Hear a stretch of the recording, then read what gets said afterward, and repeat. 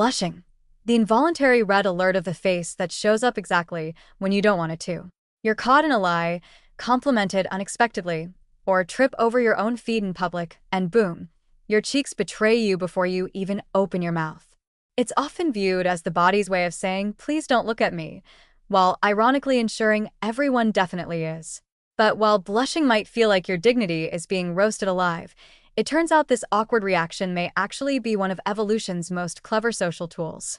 Your cheeks aren't just overheating out of shame. They're communicating trust, vulnerability, and maybe even saving your social life. Let's start with what blushing actually is: a uniquely human, involuntary flushing of the face, neck, or even ears triggered by social exposure, especially when you're feeling embarrassed, ashamed, flustered, or caught doing something mildly ridiculous. The redness is caused by a sudden dilation of blood vessels near the skin, triggered by the sympathetic nervous system. You know, the same system responsible for fight or flight reactions, except this time, instead of running from a predator, you're just trying to survive a painfully awkward compliment. But here's where things get interesting. Unlike most stress responses, blushing doesn't help you fight or flee. Instead, it helps you connect. Researchers believe that blushing may have evolved as a nonverbal apology, a flashing neon sign that says, "Yes, I messed up. I know it. You know it. Can we move on?" It's an honest signal because you can't fake it. Try as you might, you can't blush on command, and that makes it one of the most sincere emotional indicators in human behavior. If you blush, people instinctively know you're experiencing some level of self-awareness or remorse. That may not win you an Oscar, but in evolutionary terms, it builds trust. Imagine the early days of human tribes, where social harmony was a matter of survival. If someone violated a norm or made a mistake, verbal apologies might not cut it, especially if language wasn't all that advanced yet. But a visible, physiological reaction like blushing? That's hard to ignore and even harder to fake. It shows the group that you care about how you're perceived, that you're not immune to social rules, and that you're emotionally engaged enough to feel bad about your own missteps. In short, it tells others, "I'm human. Please don't exile me over this awkward goat-related incident."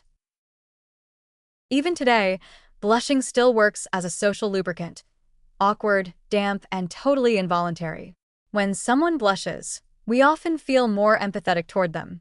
Studies show that people perceive blushing individuals as more trustworthy, sincere, and morally sensitive. In a weird twist, your embarrassment might actually make people like you more.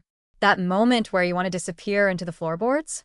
It might be the very thing making your apology land better or your awkwardness seem endearing instead of off-putting.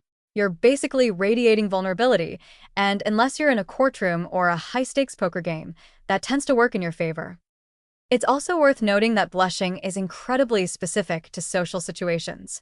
You don't blush when you stub your toe or burn your toast. You blush when your social identity is on the line, when you feel exposed, judged, or suddenly very, very visible. That makes it less about shame in general and more about social cohesion. It's your body's way of waving a white flag, not in surrender, but in emotional honesty. And in a species that relies on complex group dynamics, being able to broadcast emotional transparency can be a powerful advantage. So while blushing often feels like a personal betrayal, a facial confession you didn't consent to, it's actually an ancient, adaptive tool of emotional signaling. It's not weakness, it's honesty in its rawest, reddest form.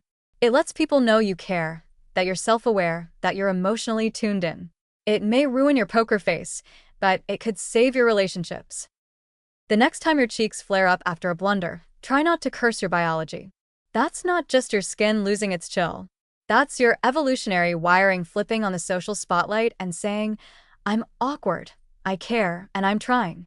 And in a world full of filters and masks, there's something kind of refreshing and trust-inducing about that kind of transparency.